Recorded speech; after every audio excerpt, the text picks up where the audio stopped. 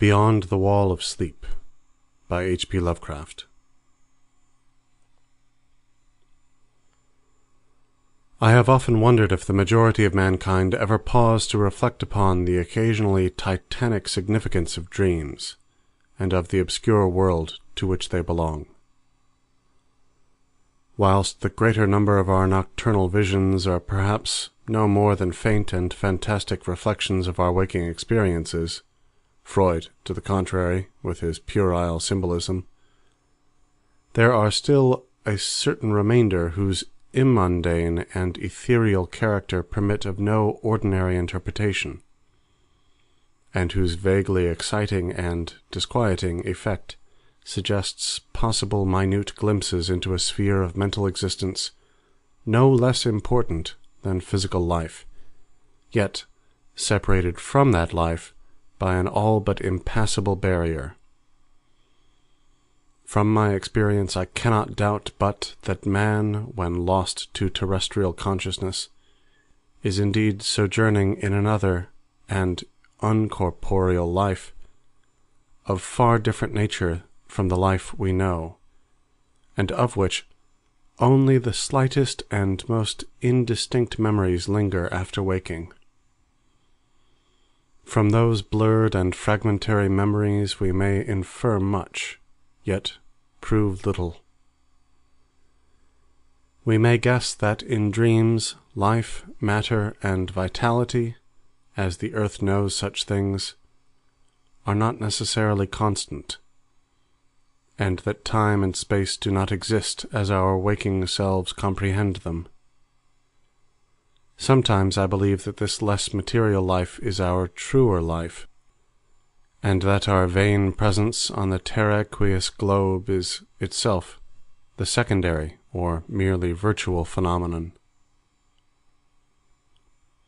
It was from a youthful reverie filled with speculations of this sort that I arose one afternoon in the winter of 1900 and 1901, when to the state psychopathic institution in which I served as an intern was brought the man whose case has ever since haunted me so unceasingly.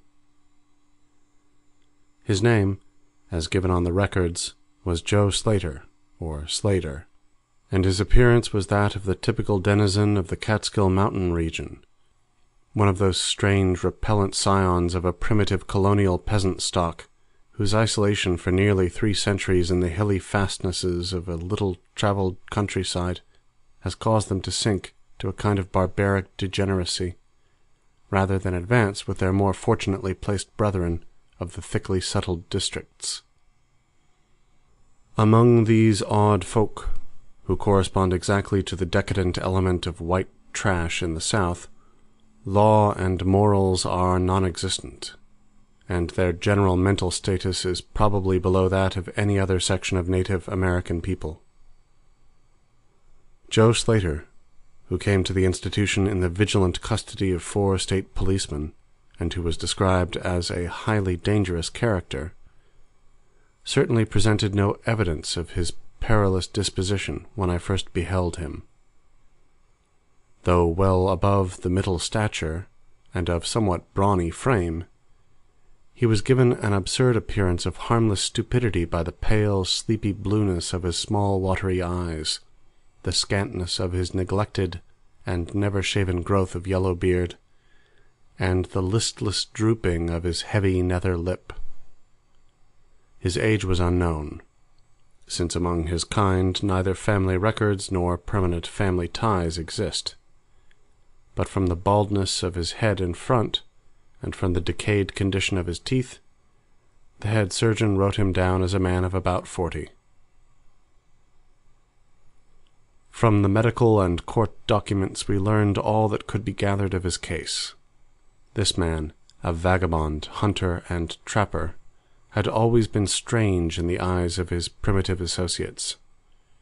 He had habitually slept at night beyond the ordinary time, and upon waking would often talk of unknown things in a manner so bizarre as to inspire fear even in the hearts of an unimaginative populace.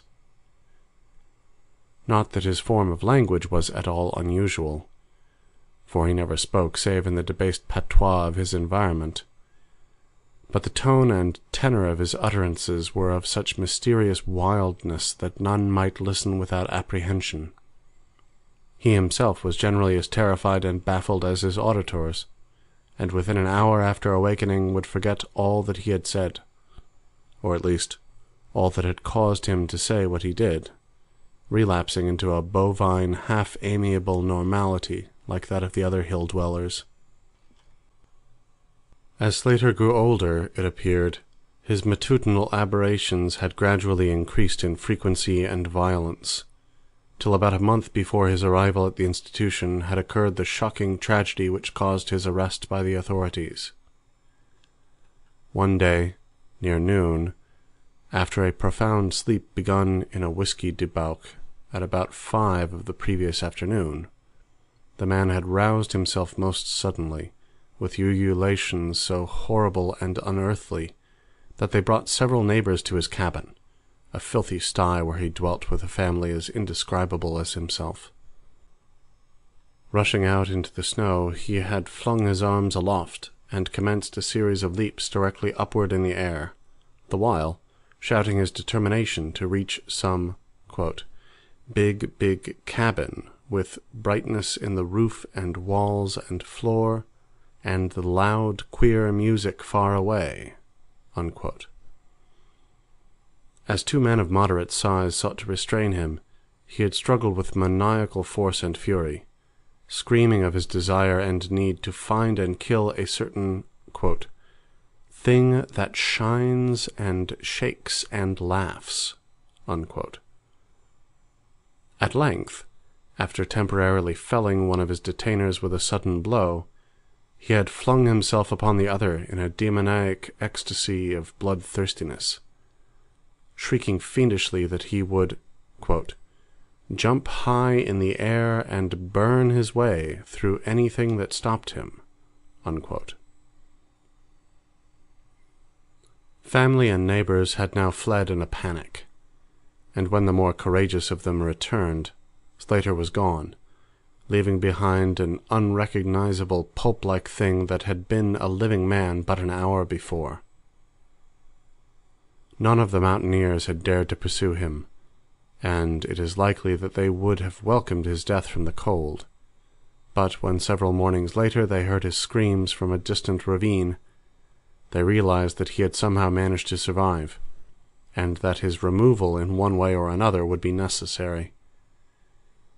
Then had followed an armed searching party, whose purpose, whatever it may have been originally, became that of a sheriff's posse, after one of the seldom popular state troopers had by accident observed, then questioned, and finally joined the seekers.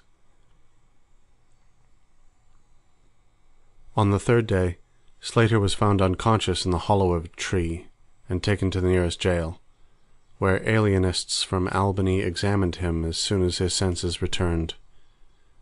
To them he told a simple story. He had, he said, gone to sleep one afternoon about sundown after drinking much liquor. He had awakened to find himself standing bloody-handed in the snow before his cabin, the mangled corpse of his neighbor, Peter Slater, at his feet. Horrified, he had taken to the woods in a vague effort to escape from the scene of what must have been his crime. Beyond these things he seemed to know nothing, nor could the expert questioning of his interrogators bring out a single additional fact. That night, Slater slept quietly, and the next morning he awakened with no singular feature save a certain alteration of expression. Dr. Barnard, who had been watching the patient, thought he noticed in the pale blue eyes a certain gleam of peculiar quality, and in the flaccid lips an all but imperceptible tightening, as if of intelligent determination. But when questioned, Slater relapsed into the habitual vacancy of the mountaineer, and only reiterated what he had said on the preceding day. On the 3rd morning occurred the first of the man's mental attacks. After some show of uneasiness in sleep, he burst forth into a frenzy so powerful that the combined efforts of 4 men were needed to bind him in a straitjacket. The alienists listened with keen attention to his words, since their curiosity had been aroused to a high pitch by the suggestive, yet mostly conflicting and incoherent stories of his family and neighbors. Slater raved for upward of 15 minutes, babbling in his backwoods dialect of green edifices of light, oceans of space, strange music, and shadowy mountains and valleys. But most of all did he dwell upon some mysterious blazing entity that shook and laughed and mocked at him. This vast, vague personality seemed to have done him a terrible wrong, and to kill it in triumphant revenge was his paramount desire. In order to reach it, he said, he would soar through abysses of emptiness, burning every obstacle that stood in his way. Thus ran his discourse, until with the greatest suddenness he ceased. The fire of madness died from his eyes, and in dull wonder he looked at his questioners and asked why he was bound. Dr. Barnard unbuckled the leather harness and did not restore it till night, when he succeeded in persuading Slater to don it of his own volition, for his own good. The man had now admitted that he sometimes talked queerly, though he knew not why. Within a week, 2 more attacks appeared, but from them the doctors learned little. On the source of Slater's visions they speculated at length, for since he could neither read nor write, and had apparently never heard a legend or fairy tale, his gorgeous imagery was quite inexplicable. That it could not come from any known myth or romance was made especially clear by the fact that the unfortunate lunatic expressed himself only in his own simple manner. He raved of things he did not understand and could not interpret, things which he claimed to have experienced, but which he could not have learned through any normal or connected narration. The alienists soon agreed that abnormal dreams were the foundation of the trouble, dreams whose vividness could for a time completely dominate the waking mind of this basically inferior man. With due formality, Slater was tried for murder, acquitted on the ground of insanity, and committed to the institution wherein I held so humble a post. I have said that I am a constant speculator concerning dream life, and from this you may judge of the eagerness with which I applied myself to the study of the new patient, as soon as I had fully ascertained the facts of his case. He seemed to sense a certain friendliness in me, born no doubt of the interest I could not conceal, and the gentle manner in which I questioned him. Not that he ever recognized me during his attacks, when I hung breathlessly upon his chaotic but cosmic word pictures. But he knew me in his quiet hours, when he would sit by his barred window weaving baskets of straw and willow, and perhaps pining for the mountain freedom he could never again enjoy. His family never called to see him. Probably it had found another temporary head, after the manner of decadent mountain folk. By degrees I commenced to feel an overwhelming wonder at the mad and fantastic conceptions of Joe Slater. The man himself was pitiably inferior in mentality and language alike, but his glowing, titanic visions, though described in a barbarous, disjointed jargon, were assuredly things which only a superior or even exceptional brain could conceive. How, I often asked myself, could the stolid imagination of a Catskill degenerate conjure up sights whose very possession argued a lurking spark of genius? How could any backwoods dullard have gained so much as an idea of those glittering realms of supernal radiance and space about which Slater ranted in his furious delirium? More and more I inclined to the belief that in the pitiful personality who cringed before me lay the disordered nucleus of something beyond my comprehension, something infinitely beyond the comprehension of my more experienced but less imaginative medical and scientific colleagues. And yet I could extract nothing definite from the man. The sum of all my investigation was that, in a kind of semi-corporeal dream life, Slater wandered or floated through resplendent and prodigious valleys, mountains, gardens, cities, and palaces of light, in a region unbounded and unknown to man. That there he was no peasant or degenerate, but a creature of importance and vivid life, moving proudly and dominantly, and checked only by a certain deadly enemy, who seemed to be a being of visible yet ethereal structure, and who did not appear to be of human shape, since Slater never referred to it as a man, or as aught save a thing. This thing had done Slater some hideous but unnamed wrong, which the maniac, if maniac he were, yearned to avenge.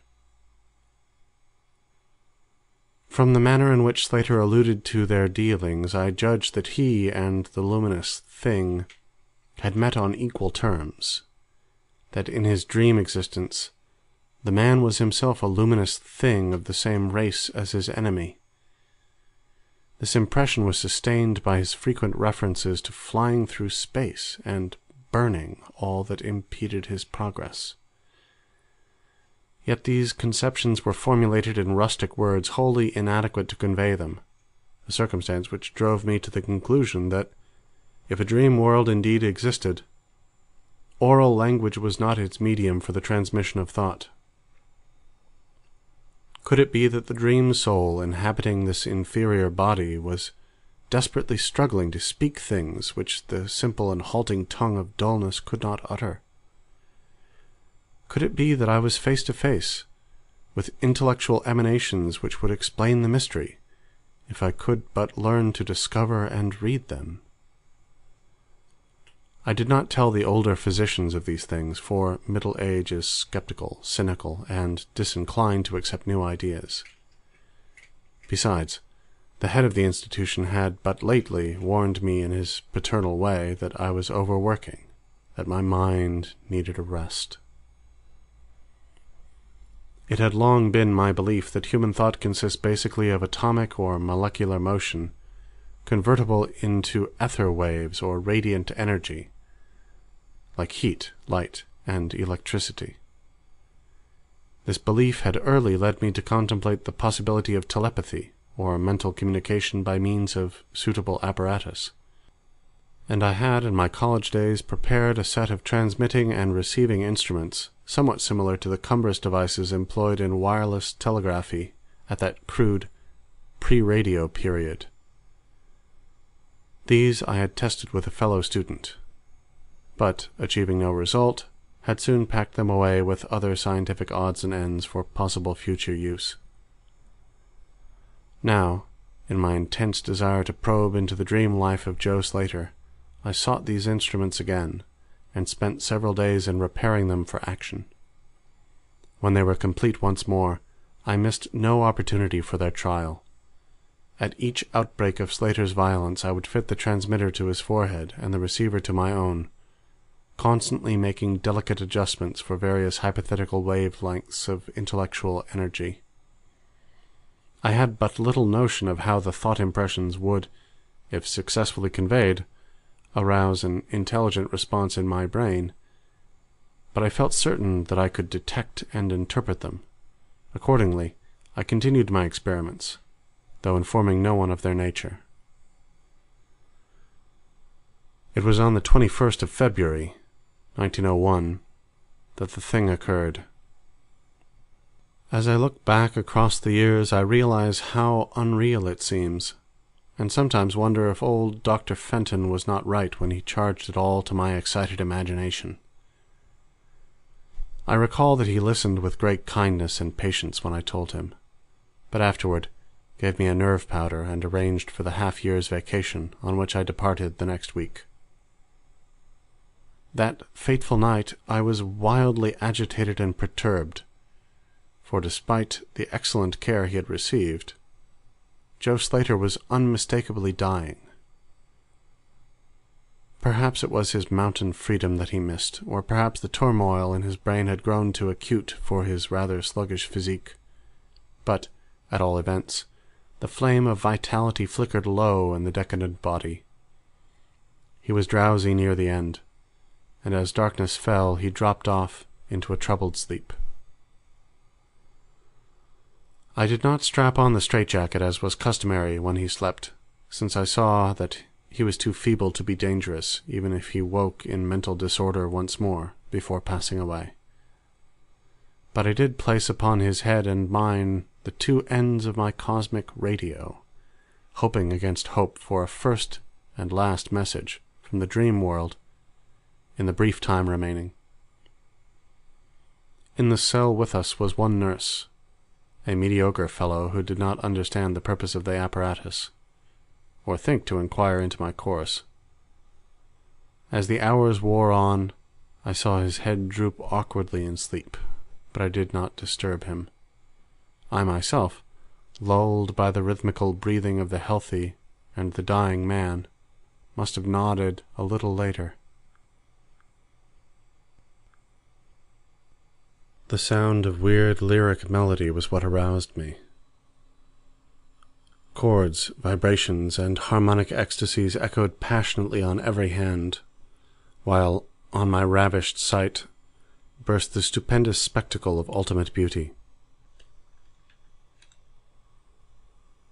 Walls, columns, and architraves of living fire blazed effulgently around the spot where I seemed to float in air, extending upward to an infinitely high vaulted dome of indescribable splendor. Blending with this display of palatial magnificence, or rather, supplanting it at times in kaleidoscopic rotation, were glimpses of wide plains and graceful valleys, high mountains, and inviting grottos, covered with every lovely attribute of scenery which my delighted eyes could conceive of, yet formed wholly of some glowing ethereal plastic entity, which in consistency partook as much of spirit as of matter. As I gazed, I perceived that my own brain held the key to these enchanting metamorphoses, for each vista which appeared to me was the one my changing mind most wished to behold. Amidst this Elysian realm I dwelt not as a stranger, for each sight and sound was familiar to me, just as it had been for uncounted eons of eternity before, and would be for like eternities to come.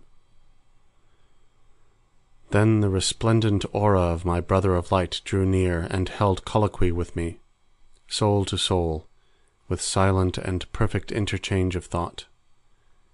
The hour was one of approaching triumph, for was not my fellow being escaping at last from a degrading periodic bondage, escaping forever, and preparing to follow the accursed oppressor, even unto the uttermost fields of ether, that upon it might be wrought a flaming cosmic vengeance which would shake the spheres. We floated thus for a little time, when I perceived a slight blurring and fading of the objects around us, as though some force were recalling me to earth, where I least wished to go. The form near me seemed to feel a change also, for it gradually brought its discourse toward a conclusion, and itself prepared to quit the scene, fading from my sight at a rate somewhat less rapid than that of the other objects. A few more thoughts were exchanged, and I knew that the luminous one and I were being recalled to bondage, though for my brother of light it would be the last time.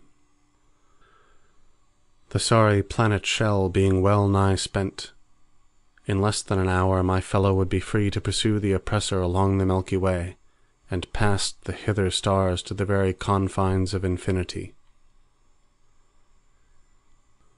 A well-defined shock separates my final impression of the fading scene of light from my sudden and somewhat shamefaced awakening and straightening up in my chair, as I saw the dying figure on the couch move hesitantly. Joe Slater was indeed awakening, though probably for the last time. As I looked more closely, I saw that in the sallow cheeks shone spots of color which had never before been present. The lips, too, seemed unusual, being tightly compressed, as if by the force of a stronger character than had been Slater's. The whole face finally began to grow tense, and the head turned restlessly with closed eyes. I did not rouse the sleeping nurse, but readjusted the slightly disarranged headband of my telepathic radio, intent to catch any parting message the dreamer might have to deliver.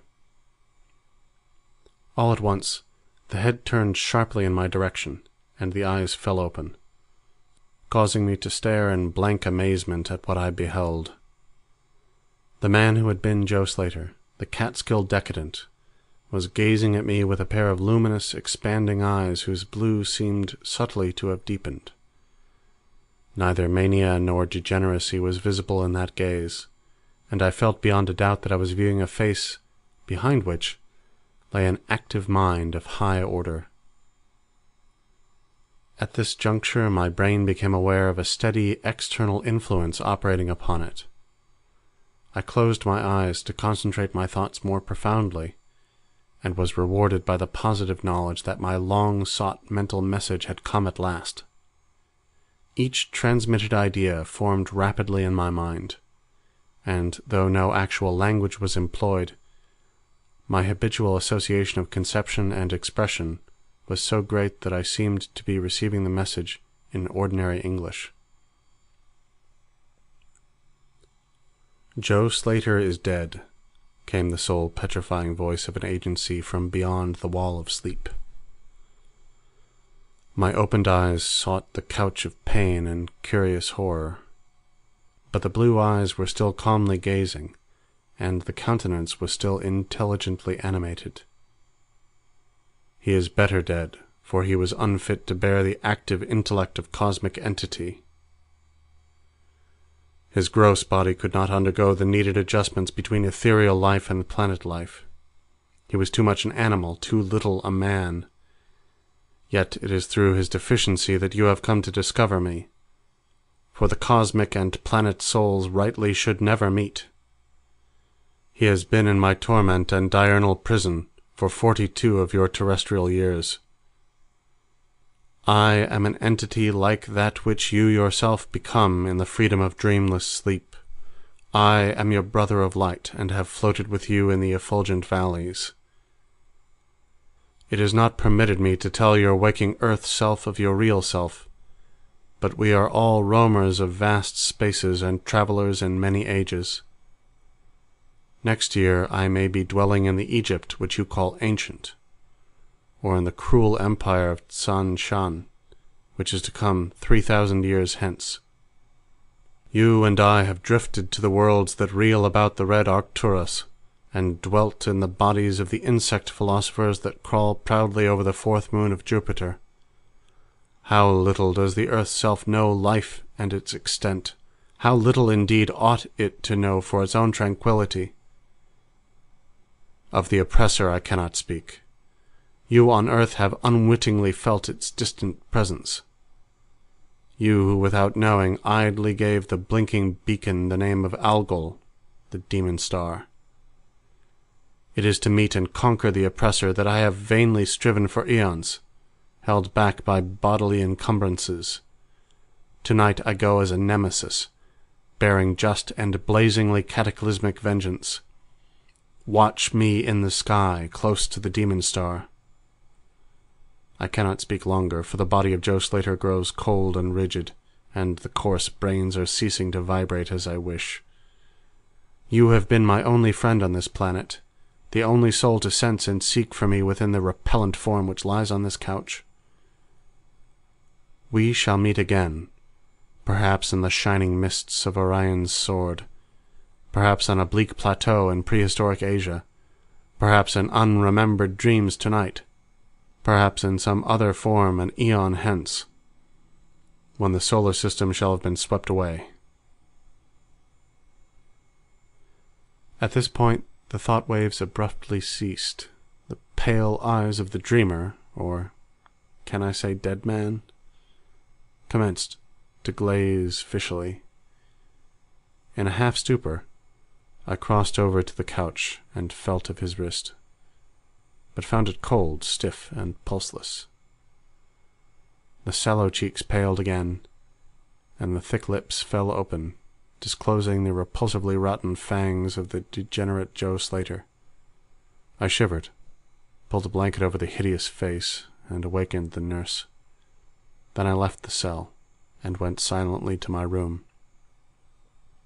I had an instant and unaccountable craving for a sleep whose dreams I should not remember. The climax? What plain tale of science can boast of such a rhetorical effect? I have merely set down certain things, appealing to me as facts, allowing you to construe them as you will. As I've already admitted, my superior, old Dr. Fenton, denies the reality of everything I have related. He vows that I was broken down with nervous strain and badly in need of a long vacation on full pay which he so generously gave me. He assures me, on his professional honor, that Joe Slater was but a low-grade paranoiac, whose fantastic notions must have come from the crude hereditary folk tales which circulated even in the most decadent of communities. All this he tells me, yet I cannot forget what I saw in the sky on the night after Slater died. Lest you think me a biased witness, another pen must add this final testimony, which may perhaps supply the climax you expect. I will quote the following account of the star Nova Persei verbatim, from the pages of that eminent astronomical authority, Professor Garrett P. Serviss. Quote, on February 22nd, 1901, a marvelous new star was discovered by Dr. Anderson of Edinburgh, not very far from Algol. No star had been visible at that point before. Within 24 hours, the stranger had become so bright that it outshone Capella. In a week or two, it had visibly faded, and in the course of a few months, it was hardly discernible with the naked eye. Unquote.